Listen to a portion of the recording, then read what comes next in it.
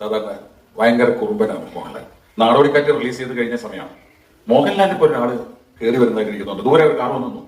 മോഹൻലാലിനെ പോലെ ഒരാൾ കയറി വരുന്നു. കൂടെ ഒരു അടുത്ത വരുമ്പോഴാണ് മോഹൻലാലും സെഞ്ചുറി ഫിലിംസിലെ കൊച്ചുമോനാണ് മനസ്സിലാവും. കാറിൽ ഒരു വ്യക്തി ഇരിക്കുന്നുണ്ട്.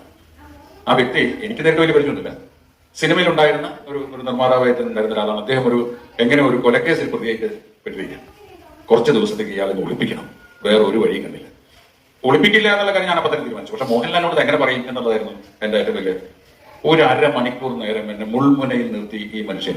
കുറച്ച് കഴിഞ്ഞപ്പോൾ ഈ കൊച്ചുമോന്റെ മുഖത്തെ ചിരി കണ്ടിട്ടാണ് തന്നെ പറ്റിച്ചതാണെന്ന് എനിക്ക് മനസ്സിലാവുന്നത്.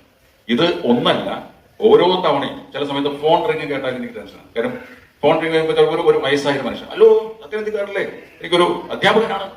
കുറെ മനുഷ്യൻ ബോറടിപ്പിക്കും. ഞാൻ പറഞ്ഞു ഒന്ന് വെക്കി മാറ്റേ ഫോണൊക്കെ, അഭിനയിക്കാൻ ചാൻസ് വിളിക്കുക. കട്ട് ചെയ്ത് കഴിഞ്ഞപ്പോൾ രണ്ടാമത് മോഹൻലാൽ. പ്രായമായ മനുഷ്യരോട് ഇങ്ങനെ സംസാരിക്കുമ്പോഴുണ്ടോ അത് മോഹൻലാലായിരുന്നു. സാധാരണ ഭയങ്കര കുറുമ്പനാണ് മോഹൻലാൽ. നാടോടിക്കാറ്റ് റിലീസ് ചെയ്ത് കഴിഞ്ഞ സമയമാണ്.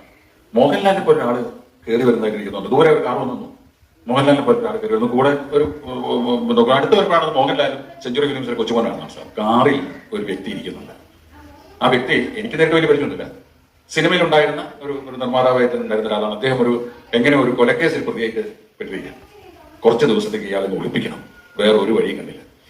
ഒളിപ്പിക്കില്ല എന്നുള്ള കാര്യം ഞാൻ അപ്പം തന്നെ തീരുമാനിച്ചു. പക്ഷെ മോഹൻലാലിനോട് എങ്ങനെ പറയും എന്നുള്ളതായിരുന്നു എന്റെ ഏറ്റവും വലിയ. ഒരു അരമണിക്കൂർ നേരം എന്നെ മുൾമുനയിൽ നിർത്തി ഈ മനുഷ്യൻ.